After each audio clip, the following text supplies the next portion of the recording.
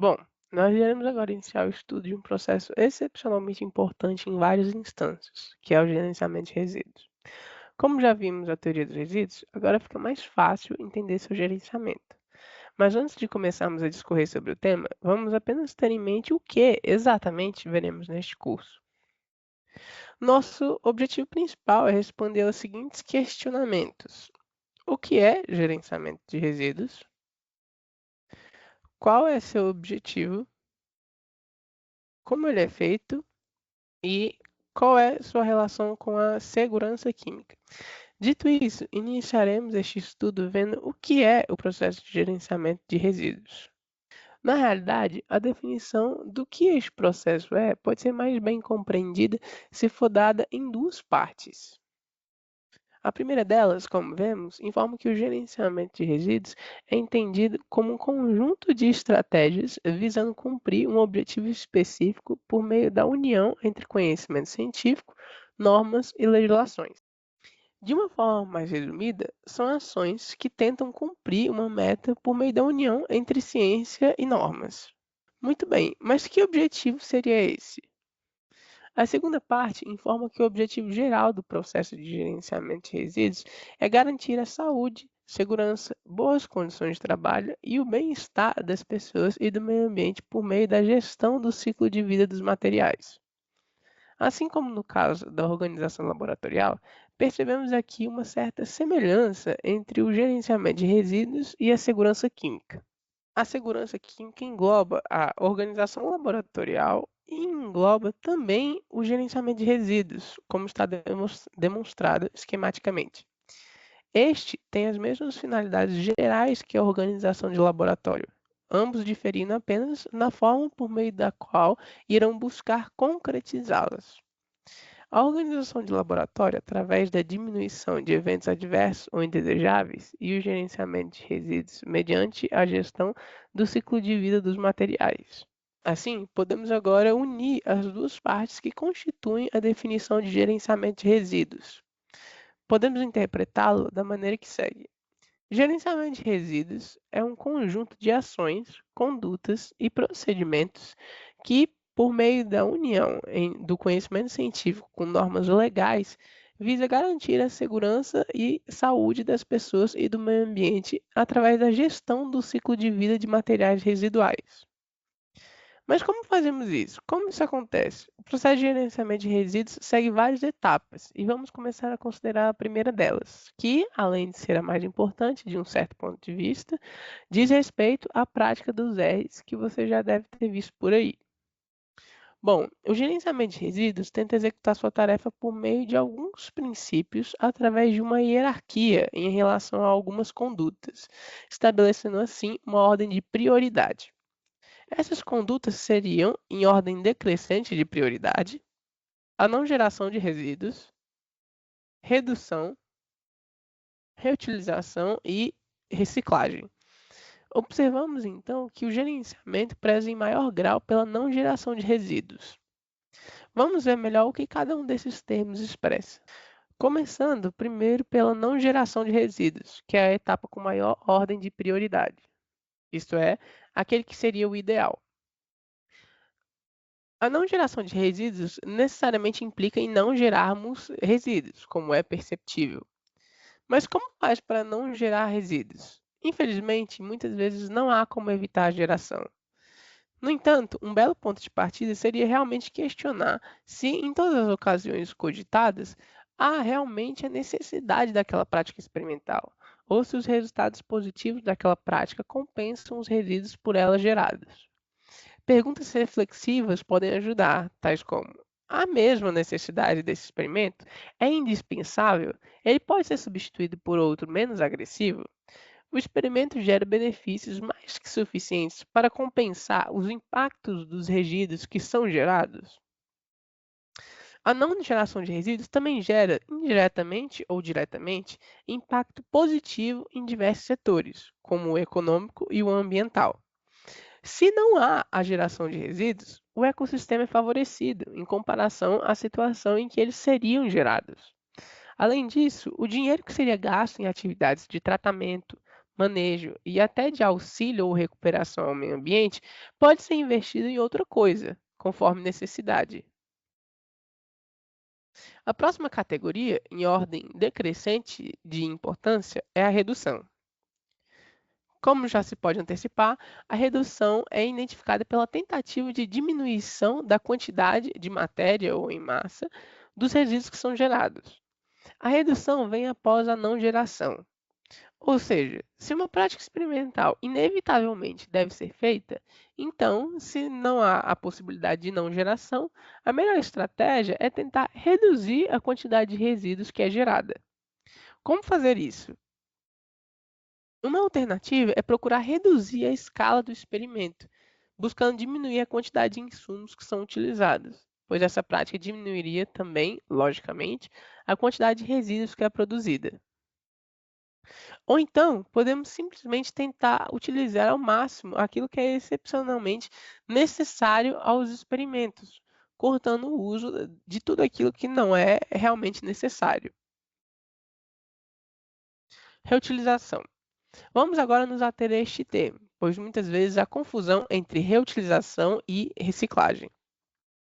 A reutilização de um resíduo ou de um determinado sistema qualquer implica a atribuição de novas funções ao material, ao resíduo, sem alteração do sistema, seja no âmbito físico, químico ou biológico. Como exemplo de reutilização, podemos citar o caso em que uma vidraria quebrada no laboratório passa a ser usada como um jarro de planta, isto é, a vidraria foi quebrada, mas ainda assim foi utilizada para algo, por meio de uma nova atribuição a ela de uma nova função. Podemos considerar também como reutilização o uso de recipientes plásticos de margarina, manteiga ou sorvete com outras finalidades diferentes. Quando um resíduo não pode nem mesmo ser reutilizado, resta então tentar reciclá-lo.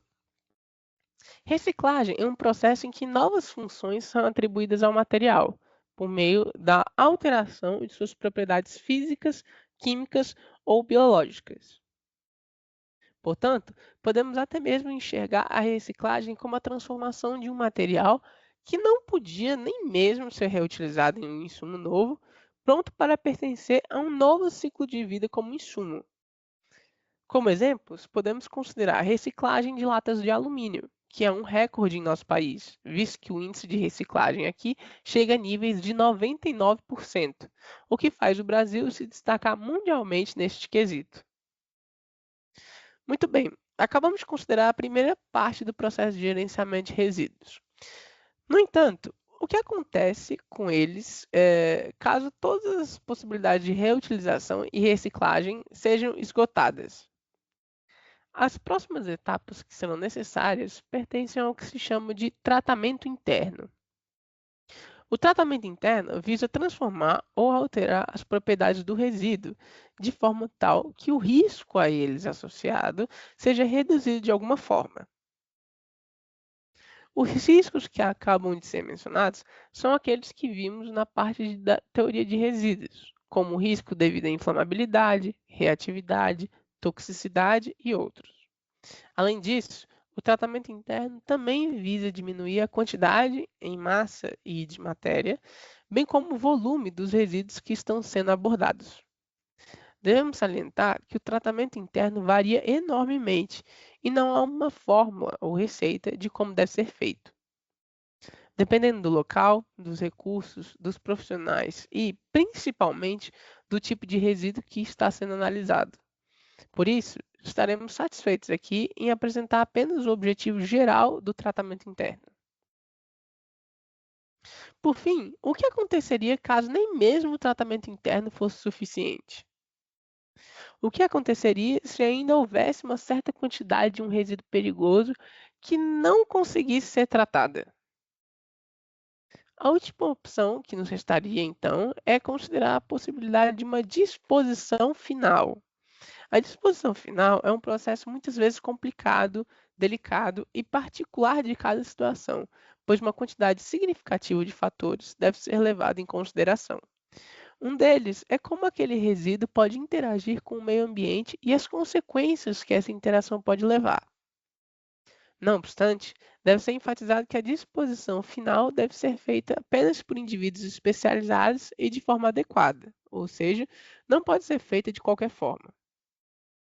Existem normas que dão informações valiosas sobre a disposição final de resíduos, e é sobre essas informações que o processo deve ser feito. Mas, afinal de contas, o que é disposição final?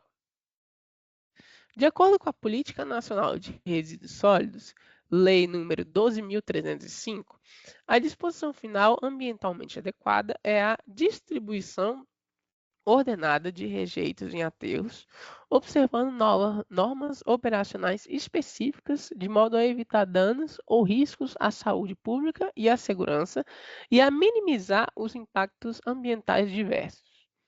Essa é a definição do processo de disposição final. Na realidade, este processo está muito mais associado aos rejeitos do que aos resíduos. A disposição final acontece quando todas as possibilidades de tratamento economicamente e ambientalmente viáveis estão esgotadas e, portanto, o sistema em questão não apresenta mais utilidade, devendo ser submetido à disposição final. Assim, como estes materiais não podem mais ser tratados e não possuem mais utilidade, são considerados rejeitos. O processo de disposição final, como anteriormente mencionado, é altamente complexo. Com efeito, esta complexidade se deve por conta de alguns fatores. A disposição final, por exemplo, deve sempre ocorrer de tal forma que o meio ambiente não seja prejudicado, ou então, se o for, que o prejuízo/estrago seja o mínimo possível. Além disso, a disposição final relaciona-se com a população geral que se encontra perto dos locais de aterramento, pois pode interferir diretamente na qualidade de vida das pessoas por meio do saneamento básico, por exemplo. Questões sociais também acabam por aparecer em meio à disposição final. Em geral, as camadas mais carentes e fragilizadas da população acabam sendo afetadas em maior grau, o que também acaba exigindo normas que tenham de combater as desigualdades abruptas existentes. Algumas dessas normas, ou então condutas, visam a garantia de maior dignidade, impedindo ou tentando impedir o dano físico e moral a essas parcelas da população. Essas normas também possuem o objetivo de assegurar o saneamento básico mínimo, a diminuição da disseminação de doenças e a permanência de pessoas em áreas possivelmente afetadas pela própria disposição final.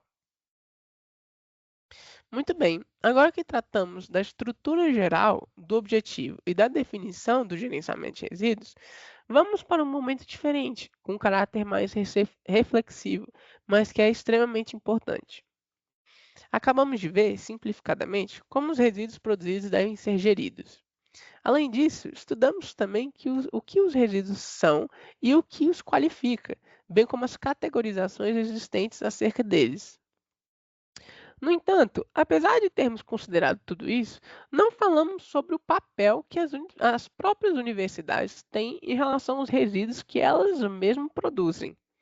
Por isso, chegamos agora em um momento de refletir e pensar sobre as incumbências das universidades e quanto ao seu papel no que tange à produção dos resíduos que ela produz. As universidades são responsáveis por esses resíduos?